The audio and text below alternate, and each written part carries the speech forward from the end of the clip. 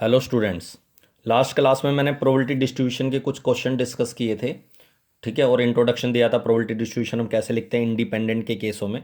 ठीक है, लेकिन अगर इवेंट्स इंडिपेंडेंट ना हो, ठीक है, मतलब कि हम जैसे दो कार्ड सेलेक्ट कर रहे हैं या तीन कार्ड सेलेक्ट कर रहे हैं एक साथ साइमल्टेनियसली, ठीक है, या फिर एक एक करके कार्ड सेलेक्ट कर रहे हैं उसमें लिखा हुआ है विदाउट रिप्लेसमेंट, तो उस सिचुएशन में हम प्रोबेबिलिटी डिस्ट्रीब्यूशन कैसे लिखेंगे।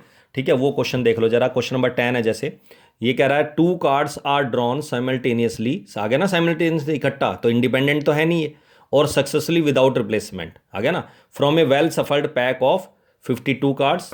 ठीक है, pack of 52 cards, find the probability distribution number of king cards. तो देखो किंग कार्ड कितने होते हैं हमारे पास, सबको पता है 4 कार्ड होते हैं किंग कार्ड। अदर कार्ड कितने हो गए, 42 48 सॉरी, ठीक है, अदर कार्ड्स 48 हो गए और टोटल कार्ड्स हो गए 52।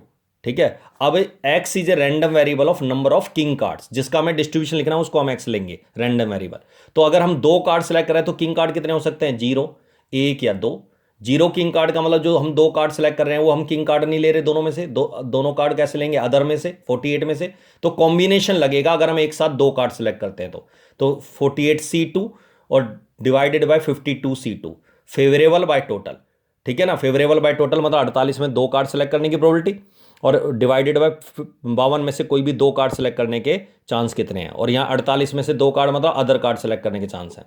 तो 48C2 में कॉम्बिनेशन का फॉर्मूला लगा देंगे तो आ जाएगा 48 इंटू 47/2, और यहाँ भी 52 इंटू 51/2। टू से टू कैंसिल हो जाएगा तो डायरेक्ट इनको सिंप्लीफाई करके कैंसिल करूंगा, जैसे मैं ये 3 से कैंसिल हो रहा है ये, ठीक है, 4 से कैंसिल हो रहा है ये भी, 4 से कैंसिल हो रहा है, कैंसिल कैंसिल करके आंसर 188/221 आ जाएगा, 221।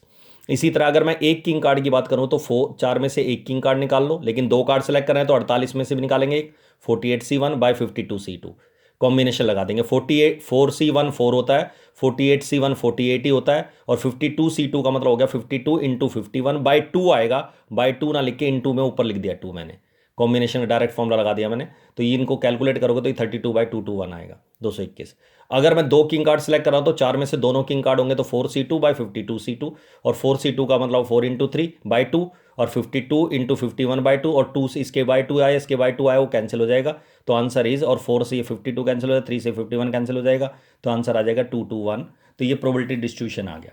क्लियर है यहाँ तक। तो अगर हम दो कार्ड सेलेक्ट कर रहे हैं एक साथ इकट्ठे साइमल्टेनियसली, या एक एक करके दो कार्ड निकाल रहे हैं विदाउट रिप्लेसमेंट, तो हम कॉम्बिनेशन भी लगा सकते हैं, और हम ऐसे भी लिख सकते थे इसको, क्या, अगर हम कह रहे हैं कि भाई एक एक करके निकाले दो कार्ड, तो हम ऐसे लिख सकते हैं, मतलब ई वाला इवेंट, ई वाला जो तरीका वो तो लगेगा नहीं, ये नहीं लगेगा इसमें, ठीक है, ये वाले नहीं लगेंगे इस तरीके, क्योंकि ये इंडिपेंडेंट में लगते हैं, ये इंडिपेंडेंट नहीं है। अब जैसे दो कार्ड मैंने सेलेक्ट करा, दोनों में से कोई भी किंग कार्ड ना निकले, तो पहला अदर कार्ड निकालने के चांस है 48/52, और दूसरा इसी में से, क्योंकि इसको रिप्लेस नहीं किया हमने, विदाउट रिप्लेसमेंट है, तो एक कार्ड दूसरा भी इसी में से निकालने के चांस है 47/51, तो वही आएगा सेम।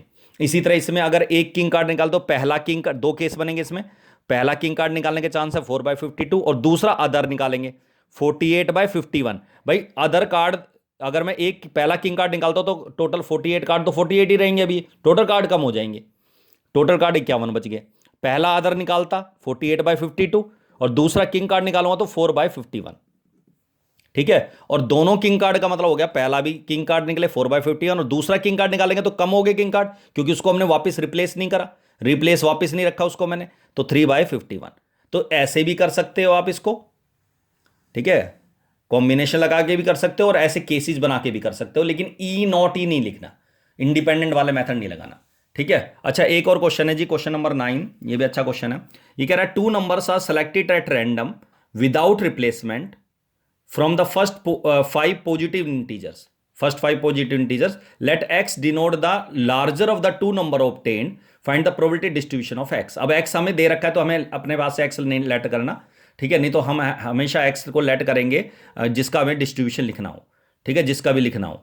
क्लियर है यहां तक। अब जैसे यहां देख रहा है टोटल पॉजिटिव, ये कह रहा है टोटल पॉजिटिव इंटीजर्स जो हमें गिवन है, ये या जिनका हमें यूज करना है वो है 5, फर्स्ट 5 पॉजिटिव इंटीजर लेने हैं।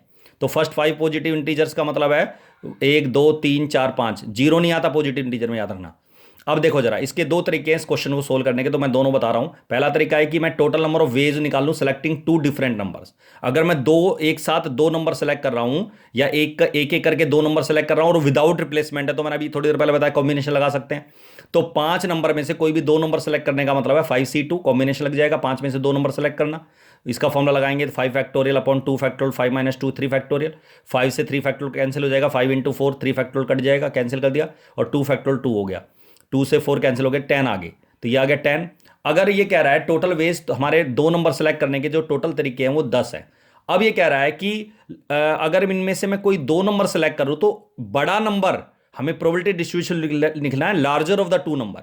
अब ऑब्वियस है 1 तो कभी लार्ज हो ही नहीं सकता, किसी के साथ ले लूं, चाहे 1 के साथ, 2 के साथ ले लूं, 3 के साथ, 1 कभी बड़ा हो ही नहीं सकता। तो बड़ा या तो 2 होगा, वो भी कब, जब 1 के साथ आएगा।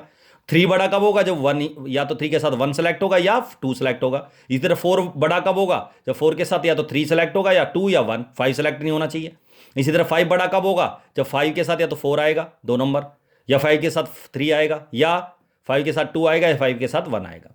तो इस केस में प्रोबेबिलिटी डिस्ट्रीब्यूशन आएगा या तो larger of the two number, या तो 2 आएगा, या 3 आएगा, या 4 आएगा, 5 आएगा। अच्छा, 2 कब आएगा, जब 2 आएगा जब मैंने एक नंबर 2 सेलेक्ट कर लिया, और दूसरा जो नंबर है, दो नंबर सेलेक्ट कर रहे हैं तो दूसरा 1 होना चाहिए, और 1 तो आप सबको पता है एक ही नंबर है, तो उसकी प्रोबेबिलिटी हो जाएगी एक नंबर को एक बार सेलेक्ट करने के चांस होते एक ही होता है, तो 1/10। अगर मैं लार्जर अगर 3 है मेरा नंबर, तो वो तब होगा जब मैं 1 और 2 में से एक नंबर तो 3 सेलेक्ट कर लिया मैंने, एक और नंबर सेलेक्ट करें, क्योंकि दो नंबर सेलेक्ट करना है, एक 3 और एक या तो 1 या 2, 3 के साथ या तो 1 या 3 के साथ 2, 3 तो लेना ही लेना है। तो इसका मतलब 1 2 में से कोई एक नंबर सेलेक्ट करना है, क्यों, एक 3 हो गया, एक इन दोनों में से कोई एक नंबर, तो 2 में से एक नंबर सेलेक्ट करने के चांस है 2C1 दैट इज 2, तो इसकी प्रोबेबिलिटी होगी 2/10। इसी तरह 4 सब कब होंगे, एक नंबर तो 4 हो गया, और जो दूसरा नंबर है या तो इन तीनों में से कोई एक नंबर लेना है, क्यों, लार्जर 4 तब होगा जब इनमें से कोई एक नंबर होगा और एक 4 होगा। तो इसका मतलब इन तीनों में से 3 में से कोई एक नंबर सेलेक्ट करने का चांस है 3C1 कॉम्बिनेशन लगता है, 3 हो गया, तो इसकी प्रोबेबिलिटी 3/10 होगी। इसी तरह 5, इन 4 में से कोई एक नंबर सेलेक्ट करेंगे 4C1 दैट इज 4, तो इसकी प्रोबेबिलिटी 4/10। क्लियर है यहाँ तक, जो कैंसिल हो रहा है उसको कैंसिल करके आंसर आ गया, ये प्रोबेबिलिटी डिस्ट्रीब्यूशन आ गया। ठीक है, एक और तरीका है इसका, जब हम कोई भी दो नंबर सेलेक्ट कर रहे हैं, ठीक है, और विदाउट रिप्लेसमेंट, तो हम पहला नंबर अगर मैंने 1 सेलेक्ट किया तो दूसरा नंबर 1 सेलेक्ट नहीं हो सकता, क्योंकि विदाउट रिप्लेसमेंट है, तो दूसरा या तो 2 सेलेक्ट होगा, या 3 या 4 या 5, तो सैंपल स्पेस लिख लो। इसी तरह 2 के साथ 1 3 2 सेलेक्ट नहीं हो सकता, विदाउट रिप्लेसमेंट है, सेम नंबर, एक ही नंबर दो बार सेलेक्ट नहीं हो सकता, तो 2 4 2 5, या तो 3 के साथ इसी तरह 3 1 3 2 3 4 3 5, ठीक है, 3 3 नहीं आएगा, 4 1 4 2 4 4 नहीं आएगा, 4 4 4 3 और 4 5, इसी तरह 5 के साथ 5 1 5 2 5 3 5 4। तो ये टोटल आउटकम्स जो आएंगे, अगर मैं दो नंबर सेलेक्ट करता हूं तो टोटल पॉसिबिलिटी जो बन रही है वो 20 बन रही है। ठीक है, अब 20 में से larger of the two number कब आएगा, जब दो बड़ा नंबर कब होगा, जब 1 2 आएगा, या 2 1, इन ये दो आउटकम्स आएंगे, तो इन दो आउटकम्स के आने के, इन 20 में से दो आउटकम आने के चांस है 2/20, तो दैट इज 1/10, कैंसिल हो गया। इसी तरह लार्जर नंबर 3 कब होगा, जब 1 3 होगा, या 2 3 होगा, या 3 2 होगा, या 3 1 होगा। ये 4 केस बनेंगे, 4 आउटकम्स आएंगे, तो 4/20 दैट इज 1/5। इसी तरह 4 बड़ा कब होगा, जब ये केस बनेंगे 1 2 3 4 5 6, ठीक है, ये केस बनेंगे आपके 3 3 6, 6/20 दैट इज आंसर। इसी तरह 5 कब आएंगे, जब ये 5 वाले सारे केस बनेंगे, ठीक है, 4 और 4 4 8 केस बनेंगे, तो 8/20 2/5। क्लियर है यहाँ तक। तो इस तरीके से प्रोबेबिलिटी डिस्ट्रीब्यूशन लिखना है। अच्छा, प्रोबेबिलिटी डिस्ट्रीब्यूशन में या कहीं भी ऐसा क्वेश्चन आ जाए कि हेड और टेल, एक सिक्के को जब आप उछालते हैं तो हेड या टेल आने की पॉसिबिलिटी होती है। हम ये मान के चलते हैं कि दोनों आउटकम जो है इक्वली लाइकली इवेंट्स हैं, equally likely to be happen है, ठीक है, इक्वली लाइकली हैपन हो सकते हैं। तो उस सिचुएशन में 1:1 मतलब हेड आने की प्रोबेबिलिटी 1/2 और 1/2 लेंगे। इसी तरह डाई जब आप थ्रो करते हो तो 1 से 6 आने की पॉसिबिलिटी आप सबको पता है, इक्वल रेशो में लेते हैं, इक्वली लेते हैं। इक्वली का मतलब है 1/6 ऐसे लेते हैं, 1:1, ये सारे 6 के 6 नंबर की रेशो सबकी इक्वल होती है। तो जब प्रोबेबिलिटी निकालेंगे तो 1 बाय इन सब का सम, रेशोज का सम, इसी तरह 1 बाय दिस। लेकिन अगर इक्वली लाइकली नहीं है, जैसे कई बार कहेगा head coin is biased, biased मतलब गड़बड़ है सिक्के में, फेयर कॉइन नहीं है, तो head is 3 times as likely to occur as a tail, मतलब हेड के 3 गुणे चांस है टेल के मुकाबले। इस तरीके से सिक्का बना रखा है कि हेड के ज़्यादा चांस है टेल के मुकाबले। तो एक हेड आने की प्रोबेबिलिटी एक थ्रो पर, उसकी प्रोबेबिलिटी फिर 1/2 नहीं लिखेंगे, 3/4 लिखेंगे, और टेल आने की प्रोबेबिलिटी होगी 1/4। क्लियर है यहाँ तक। और कई बार ऐसा आ जाता है 2 हेडेड कॉइन, मतलब दोनों तरफ हेड है, तो हेड आने के चांस होते हैं 100% 1, और टेल आने की प्रोबेबिलिटी 0 हो जाएगी। तो उस केस में हेड आने की प्रोबेबिलिटी 1 हो जाएगी और टेल आने की प्रोबेबिलिटी 0 हो जाएगी। टू हेडेड कॉइन है तो टू हेडेड कॉइन का मतलब दोनों साइड हेड है, तो थ्रो करने पर हेड ही आएगा 100%, तो हेड आने की प्रोबेबिलिटी 100% होगी, मतलब 1 होगी, और टेल आने की प्रोबेबिलिटी 0 होगी। इसी तरह अगर डाई बाइज्ड है, बाइज्ड मतलब गड़बड़ है उसमें, कि इवन नंबर के दुगने चांस है ओड नंबर के आने के मुकाबले, ठीक है, तो इवन नंबर के चांसेस डबल हो गए, तो ट्वाइस हो गए, 4 का भी डबल हो गया, 6 का डबल हो गया, और बाकी जो ओड नंबर है उनका 1 ही रहेगा। तो ओड नंबर का चांस अगर 1 है तो इवन नंबर का चांस डबल हो गया, ट्वाइस डबल ले लिया, तो 1:2, 1:2 इस तरह से ले लिया, रेशो 1:2, ठीक है। तो 1 आने की प्रोबेबिलिटी 1, ये 1 आउटकम 1 आने की प्रोबेबिलिटी होगी 1 बाय इन सब का सम। तो इन सबको जोड़ोगे, इन रेशोज का सम करोगे सबका, तो 2 + 1 3, 2 5, ठीक है, टोटल 9 आ जाएगा, तो 9, तो 1/9। इसी तरह 2 आने की प्रोबेबिलिटी 2/9, 3 आने की प्रोबेबिलिटी 1/9, 4 आने की प्रोबेबिलिटी 2/9, मतलब इवन नंबर आने की प्रोबेबिलिटी डबल है ओड नंबर के मुकाबले, लेकिन याद रखना 1/6 नहीं लेना, 1/9 आएगी। इसी तरह 5 आने की प्रोबेबिलिटी 1/9, 6 आने की प्रोबेबिलिटी 2/9। तो याद रखना अगर आ जाए 6 आने की प्रोबेबिलिटी निकालो तो 2/9, ठीक है ना। अगर ये दे रखा होगा कि even number is twice as likely to occur as an odd number, odd number के मुकाबले इवन नंबर के आने के चांसेस डबल दुगने हैं, ठीक है, तो उस तरीके से इस जो एक जब हम एक डाई को थ्रो करेंगे तो प्रोबेबिलिटी में चेंज आएगा। क्लियर है यहाँ तक? तो ये चैप्टर आपका हो गया कंप्लीट, सिलेबस आपका हो गया खत्म, ठीक है। अब आपका रिवीजन स्टार्ट हो जाएगा अगली क्लास में, ठीक है। That's all.